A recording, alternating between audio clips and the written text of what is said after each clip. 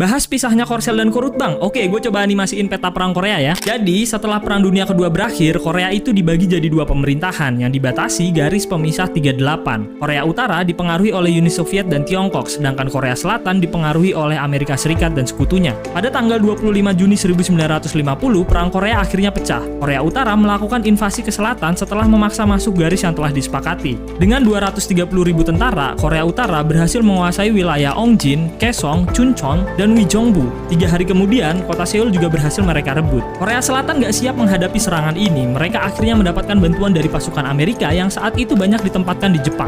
Akhirnya, pertempuran besar pertama antara Amerika dan Korea Utara terjadi di kota Osan. Di sana, pasukan Amerika kalah telak dan harus mundur bahkan hingga melepas kota Daejeon. Di bulan Agustus, PBB membentuk tentara multinasional untuk ngebantu Korea Selatan. Mereka membangun sebuah garis pertahanan yang mengelilingi kota Pusan. Nah, selama sebulan, Korea Utara terus mengepung dan berusaha merebut kota itu, tapi tidak pernah berhasil.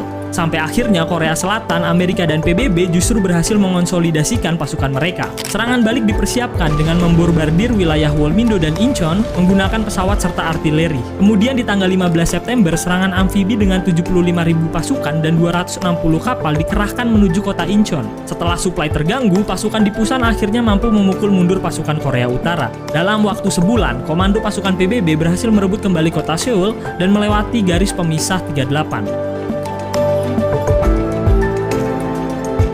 Mereka juga berhasil merebut kota Pyongyang yang merupakan ibu kota Korea Utara hari ini dan terus memukul mundur pasukan hingga hampir menyentuh perbatasan Tiongkok. Dengan bantuan perlindungan udara dari Uni Soviet, sekitar akhir Oktober, Tiongkok mulai mengirimkan ratusan ribu pasukan mereka untuk membantu Korea Utara. Selama 2 bulan, Korea Utara dan Tiongkok berhasil merebut kembali wilayah hingga ke garis pemisah 38. Pasukan Korea Selatan dan sekutunya justru banyak yang terjebak di kota Hamhung dan Wonsan, hingga akhirnya harus dievakuasi lewat jalur laut menuju kota Pusan. Di bulan Januari, Tiongkok dan Korut mampu merebut kembali kota Seoul dan sebagian wilayah di selatan. Selama periode tahun 1951, Korea Utara dan Korea Selatan terus bergantian memukul mundur pasukan satu sama lain. Sampai akhirnya pada tahun 1952 dan 53, Perang Korea mengalami kebuntuan. Keduanya lebih banyak bertahan dan tidak terjadi perebutan wilayah yang signifikan.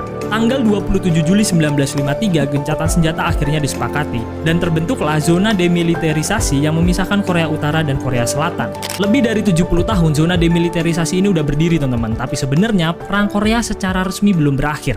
Nah, gimana menurut kalian? Tulis aja di kolom komentar.